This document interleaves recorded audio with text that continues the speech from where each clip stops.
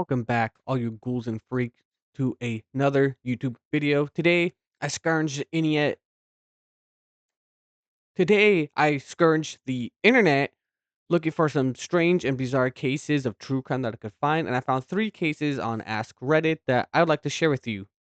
For whatever reason, I cannot find the Ask Reddit link anymore, but all the other links that I did for um studying and looking up these topics will be in the description below. So, if you guys do like my kind of content, please leave a like, comment down below, and subscribe. It really helped me out, and I'd like to grow this channel more and more. I'm trying to post as much as I can. Just a really busy week. Thank you guys for holding off and waiting. I really do appreciate it. But if you have any more topics that you would like me to talk about, please go ahead and comment them down below. It'll be very much greatly appreciated. And before we get into this video, I'd like to give a trigger warning. These stories contain the R word a lot, or at least the first one does, and a lot of them also go over topics of murder as well. So if you're sensitive to that kind of stuff, please skip this video. But other than that, I hope you guys do enjoy the video, and let's get started. Case of Angela Diaz and how she nearly got away with framing her husband's ex. Angela Diaz was living in Orange County, California, and happily married. However, it seemed like she was also being stalked by none other than her husband's ex-fiancée, Michelle Hadley. Or that's what Diaz claimed at least. Behind the scenes, Hadley had nothing to do with it because Diaz was framing her.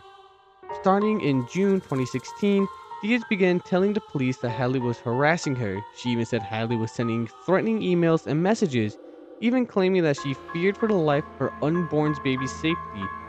She created at least 8 different email accounts posing as Michelle Hadley and then used them to send herself disturbing, violent messages.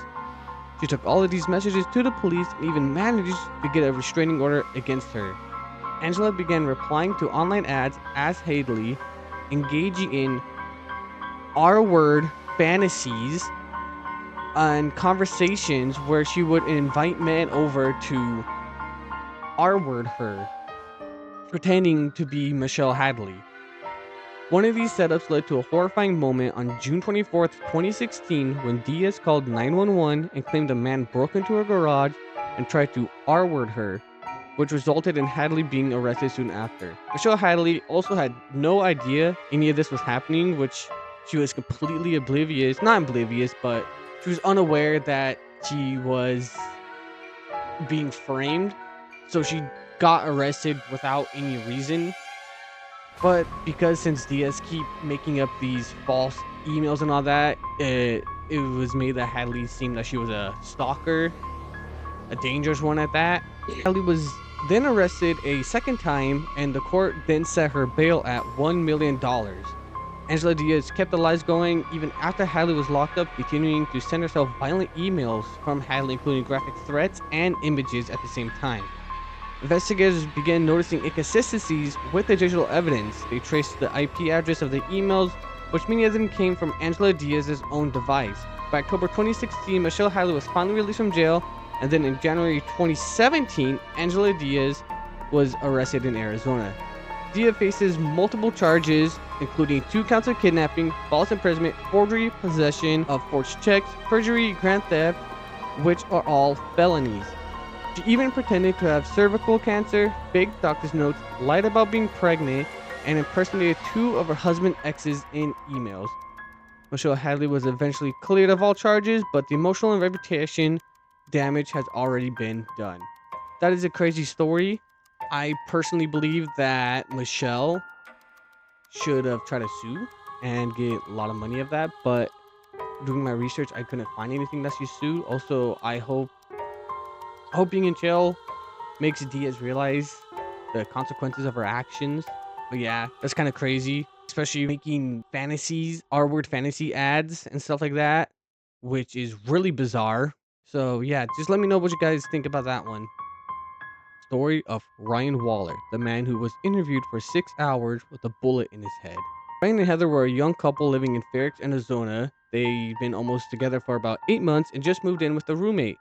But on Christmas Day 2006, a man named Richie Carver, who used to live at their place, and his father, Larry Carver, broke in. During the break-in, Richie shot Ryan in the head twice and then walked into the living room where Heather was resting on the couch and shot her too. She died instantly and she was only 21 years old. After that, they stole some electronics and a guitar and then disappeared. Later that evening, Ryan's parents started to get worried because he hadn't shown up for their Christmas dinner. And they also couldn't get in touch with him. So they went over to his house and knocked on his door, but they got no answer, so that's when they decided to call the police. When officers arrived, they found Heather's body, but what they didn't expect was that Ryan was still alive. He was injured, disoriented, and wandering inside the house. Instead of officers rushing Ryan to the hospital, the police treated him like a suspect and put him in the back of the squad car for 4 hours. And after those 4 hours were up, he was then interrogated for another 2 hours. And obviously, he was shot in the head. So he was disoriented, he was confused, and he said he couldn't remember most of or any of the incident that happened. And police thought he was joking, which is insane. It wasn't until more than 6 hours after they found him that the lead detective, Detective Dalton, finally noticed Ryan's injuries and called for paramedics. Ryan was then taken to the hospital where he stayed for over a month. He lost his left eye, suffered severe brain damage, and for the rest of his life, he dealt with constant seizures, which ultimately led to his death in January 2016, nearly 10 years after the shooting. Eventually, Richie Carver was sentenced to life without parole. His father Larry was also given a life sentence, but not until 2013 after a long legal fight to even get him charged. Ryan's family wasn't done either, as they filed a $15 million lawsuit against the Phoenix Police Department and the city of Phoenix, arguing that if Ryan had been given medical attention immediately, that he might have had a very different outcome. Unfortunately, 3 weeks before the trial, the case was mysteriously dismissed. That is a horrible case. That is heartbreaking. I cannot imagine what Ryan's family is going through. I wish them the best. I hope they are able to get that. I know that it hasn't been since like 2016, but I really hope they were able to get that money and win that case, or at least bring it back up. I hope you guys also hear this case and just remember it. Hopefully it's not forgotten. Just remember, this is insane corruption. Remember Ryan Waller. Remember his case. Story of Kathrine Knight, Australia's female Hannibal Lecter. Kathrine Knight was only 18 when she married David Kellett, who was 22, and like her father, David was an alcoholic. But in this relationship, Kathrine controlled him. Before their wedding, Kathrine's mother warned Kellett, telling that if he upset Kathrine, she would kill him. On their wedding night, Kathrine even strangled David because he fell asleep, and over time, she continued to be violent towards him. After coming home late from a dart competition, David was hit over the head with a frying pan, fracturing his skull, and Kathrine burned all of his clothes. He left soon after the birth of their first child, Melissa Ann, in 1978. After giving birth, Kathrine was seen aggressively pushing a stroller with her newborn inside, and then she was taken to St. Elmo's Hospital and admitted to a psychiatric ward for several weeks, diagnosed with post-terminal depression. Shortly after being discharged, she took her 2-month-old daughter and placed her on the train tracks.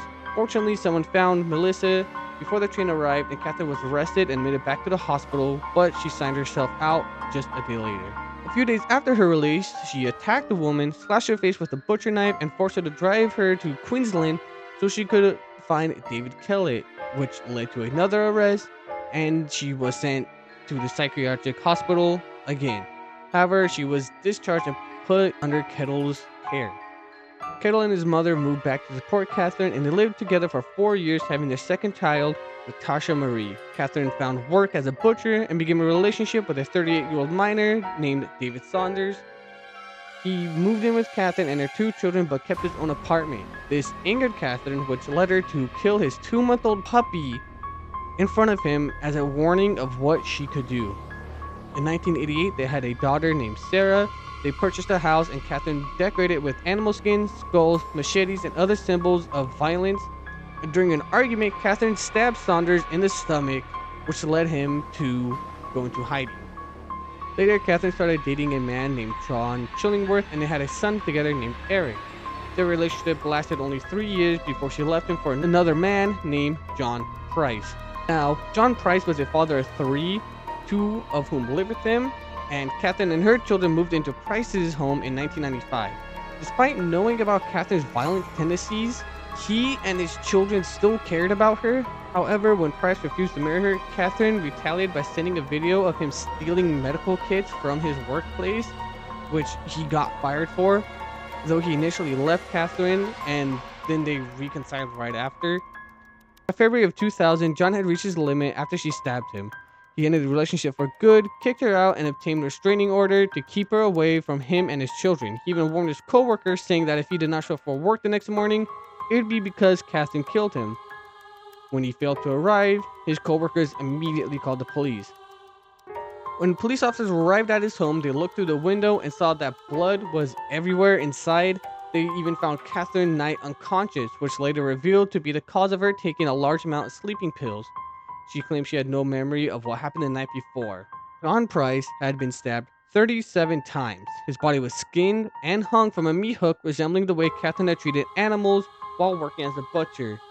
She also decapitated him, cooking parts of his body in a stew, and set the table with plates labeled with his children's name, intending for them to eat their father.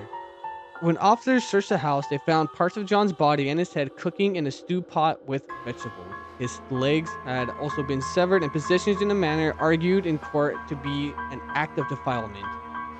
Kathrine was then sent to the psychiatric section of the hospital, but after recovering, she was charged with the murder in 2001, and Justice O'Keefe sentenced her to life in prison without the possibility of parole. And that's going to do it for today, guys. I know this one's pretty short.